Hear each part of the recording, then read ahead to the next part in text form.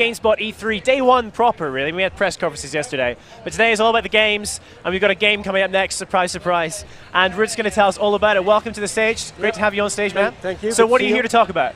I'm going to talk a little bit about Terraria, a game that's been out for quite a while. It came out originally on PC, and then 505 Games took it to consoles, to mobile, and now on this show we're for the first time showing it coming to PlayStation 4 and Xbox One. And we have a live demo to look at, is that We correct? have a live demo, we'll have some images. Let's go straight to it.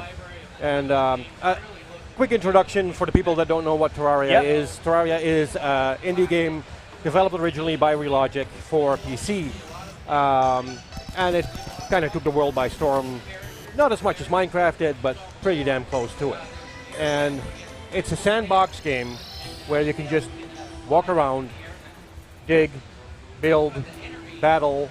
It has a lot of different elements from similar games that have been in the sandbox era. You know, it has boss battles, it has huge NPCs that come and live with you. So yeah, Josh behind the screen, he's Josh doing a great job, man. You keep going. So what does it mean to be able to bring this now to next gen, to PS4? It's just a natural evolution. I mean, we brought it to PlayStation 3, we brought it to Xbox, then a different studio brought it to mobile. So we have all these pockets of community, and Terraria has a very lively community. It's a great community, but they're all separate. So then we brought it to Vita, and with Vita we had crossplay with PlayStation 3. Fantastic. You know, suddenly you have two communities bonding. And that's really what we're trying to do with bringing it to next gen, is not only expand the community, but also tie them together. So the PlayStation 4 is going to support full crossplay with Vita, full crossplay with the PlayStation 3 version. And that's what we're trying to do. And you know, we've implemented a couple of new features for the PlayStation. It's rendered in True HD now, which the PlayStation 3 couldn't quite hack. So we added a zoom function, because if you want to build stuff like the base that you're going to see in a demo that Josh has, it's going to be too hard to do in True HD, especially if you're, you know, we're sitting quite close to the TV, but if you're far away, you know, it gets really, really tiny. So if you've never played before, this is all pretty intense. What's going on here? Like, explain the situation. Yeah, Josh went up to my battle arena, which is basically just a platform in the sky. Okay, so you built this earlier. Yes, I built this entire world as for the demo here at E3. Yeah. It took me about 30 hours to build, so I put quite a lot of time in it. But yeah, he's battling one of the end game bosses right now. Which is actually the only one that's console exclusive. This boss does not exist in the PC version. Oh, right, okay. What is he firing at? What is he firing at, Josh? Is that he's firing the vampire knives, which is a new item. We just came out with a 1.2 update for the game on the existing platforms, which added triple the content. It has 1,000 new items, new bosses, new armor, new crafting abilities.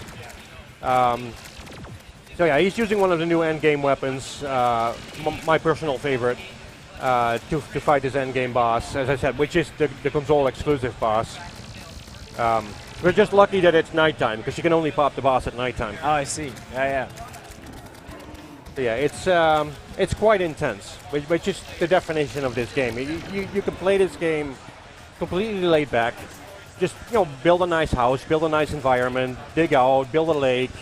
Or you can battle giant floating skullcrab things like him. Yeah, and that's really what gave Terraria its unique community. Is a lot of people love playing this, love playing it multiplayer with their buddies. Just take down one of these big monsters, try and get all the end game gear for everyone. So what else is, as a PS4, bringing it to PS4 enables you to do? Like, in terms of how about the scale of the world? Can you build bigger worlds now? It's a very good question. It's actually a request that we've been getting a lot from the community. Okay, the PC has slightly bigger worlds than the console versions do, which is a memory thing. The PlayStation 4 and the Xbox One are clearly capable of rendering bigger worlds, but we found it more important to have our communities being tied together, and if I do crossplay, I cannot have the world on my PlayStation 4 be bigger than the one on the PlayStation 3, because then your crossplay wouldn't work anymore. So we kept the size of the world the same, but as Josh will show you later, when he will take a little trip around the world, it's already incredibly big. I know people are asking for bigger worlds, but we'd much rather have people being able to play together Yeah. than add 100 tiles to the left and 100 tiles to the right. It's just not that interesting. Where's he now? Is this a house you built? Yeah, this is Lovely. my home base. Is this replicate your real life house as well? Is it like this? Not quite. I do have a basement, Okay. and this is built completely on the ground. I do have a basement. I usually do not lock people up in there. I should hope not. Yeah. But yeah, as you can see in the Oh, map, yeah, the size of the world there. Yeah, it is okay. completely on the ground. It is not even reachable without a teleporter, which is one of the new items that we added in 1.2. Okay. And now we lost visual. Oh, I think we've lost our B-roll for a minute there, but never mind. Oh no, we're back. there we are. We're back. Very good. Yeah, he's gonna walk around the house and then drop down, which when you drop down, you really get a sense of how big the world is, because it takes a pretty long time to hit the bottom. I like your decor here. This is good. A lot of paint Yeah, over there. Nice paintings. What is that a painting of? What is that a picture of? Is that pizza? I think it's a lava pool, actually. It's a lava pool. It looks like a maybe it's a lava pizza. That's lava pizza. totally Delicious. possible. My favorite. There are about 50 different paintings in here made by the various pixel artists that worked on the game. Actually, two in there that I made myself. Oh wow! So where we? Now Josh is going to drop down. Uh-oh, that's gonna which hurt. Gives me time to drink water. Jeez.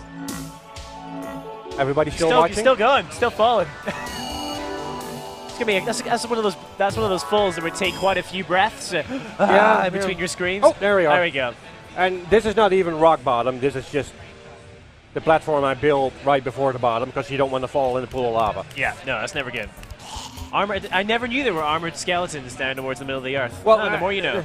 This world is in hard mode. To explain, Terraria has a normal mode that you start in. And once you progress through enough bosses, it goes to hard mode, which makes the game much, much harder and also a lot more fun. Yeah. And it basically changes the entire game again. So how do you normally play then? Are you more of a peaceful Terraria player, or do you like to, as Josh is here, and dig down and cause some trouble, get in some fights? I usually go through everything, go through the bosses, and then I'll take my materials and just spend hours and hours building. I'm more the building type of player. So do you have Terraria here, like on PS4 at E3 for attendees to have a go at, or are you here just showing it off? 505 Games is showing it behind the closed door in the meeting room for media, so everyone can come in and play. It's not on the show floor yet, because we didn't quite feel that the build was ready for that yet. But yeah, it's up there. It's hooked up to the Vita, so you can cross-play with Vita. And yeah, it's a lot of fun. Maybe, are we going to see more of this maybe at Gamescom this year, or do you have any plans for, or you're probably just focused on E3 right now, I guess? Right now, plus that's also kind of what 505 Games wants to do with it. If they want to show it at Gamescom, the Xbox One build will be there.